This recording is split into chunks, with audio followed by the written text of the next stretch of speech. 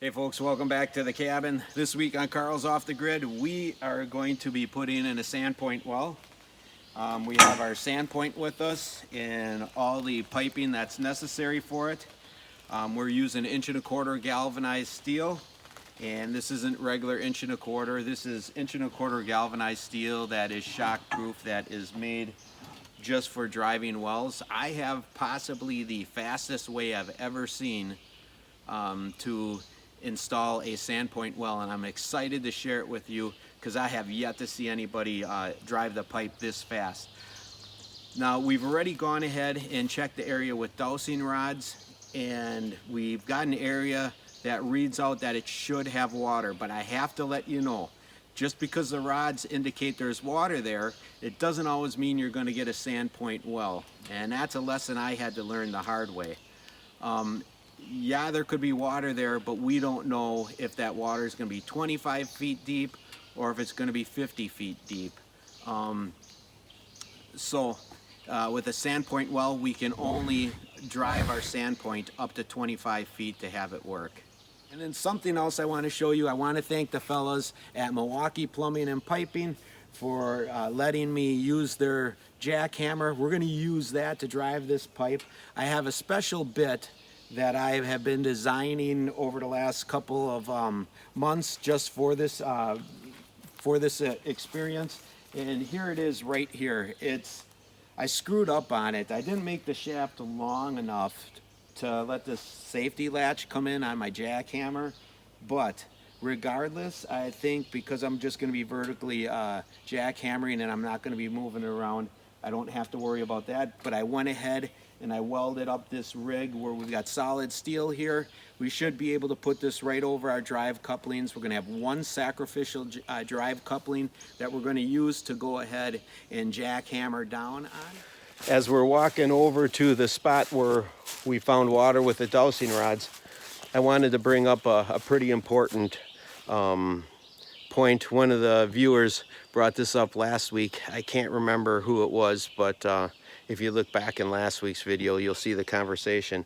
They said know your setbacks, and by setbacks I mean there are certain requirements here in the state of Wisconsin. The DNR governs where we can put our wells. If you have an outhouse that is not sealed, you have to be a minimum of 50 feet away, and if you have a sealed outhouse, you can be even closer than that 50 feet. And then get to know what your setbacks are in your area. There are some states that allow you to be closer than that, depending on if you are pounding your well upstream or uphill from your septic system or from your outhouse or privy or whatever it is that you have. So get to know what your setbacks are and your requirements. Usually here in the States, that's governed by our DNR, Department of Natural Resources. So don't forget to do that. It's very important. You can see already I have a hole dug right down here. We are about 4 feet deep. I've got the Honda generator set up, and then the Hilti jackhammer is right next to it. So I think I'm going to go ahead and start threading some of this pipe together. I'll at least put one length on top of the Sandpoint. We'll put our drive coupling in and our drive cap and get to work.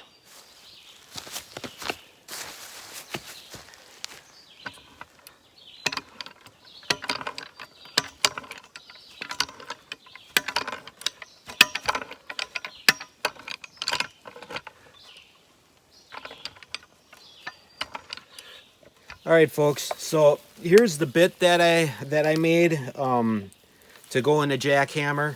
This fits. It's a real tight fit right over the drive coupling, but I know it's going to be a little bit cumbersome, and there's going to be people that are going to say, oh, you're taking a risk getting up on a ladder with a jackhammer, but you got to sometimes weigh the risks versus the rewards, and I'm okay with this.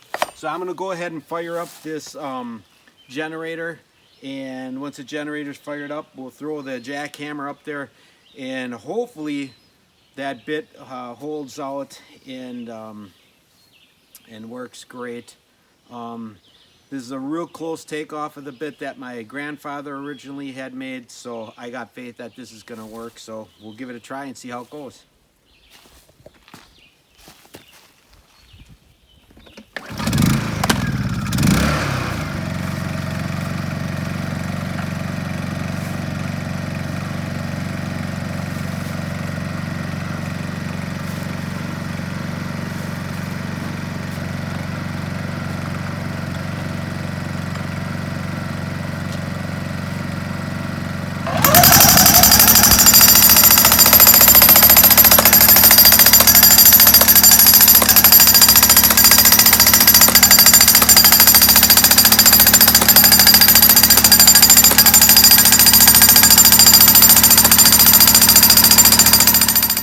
we're gonna change this up a little bit. This just worked too sweet to it's almost too good to be true. What I'm gonna do, and one of the guys at Biggery hardware store kind of gave me this advice too.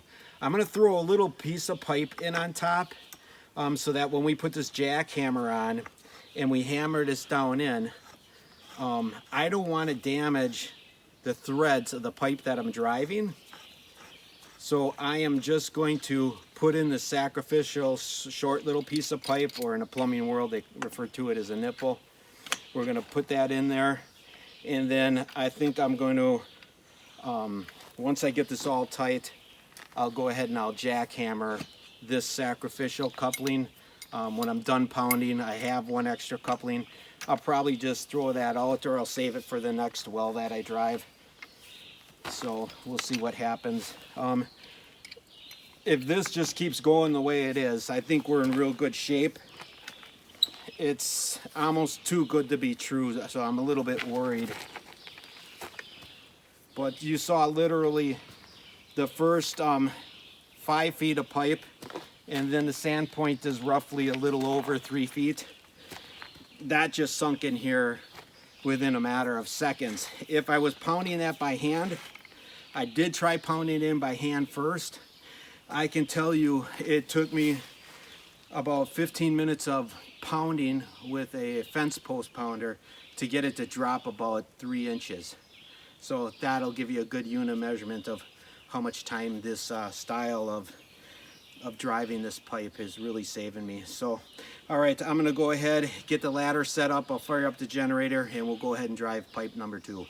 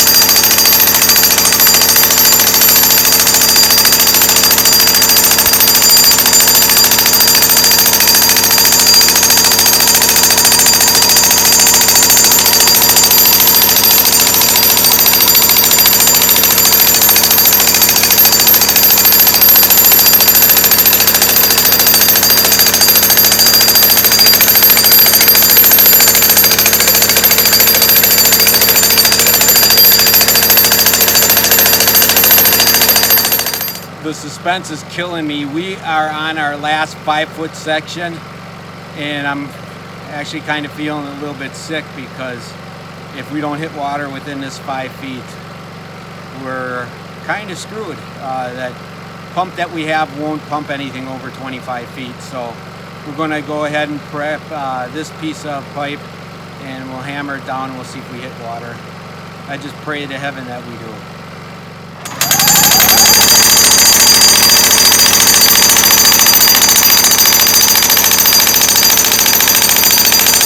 All right, I just about have all the pipe in the ground, and we had catastrophe struck. Here's that jig that I was telling you about that we had made. We snapped it. We hit a rock, and I'm just sick because we're just about all the way down. I wasn't gonna share this video at all, but I figure there's a lot of bits of useful information within the video.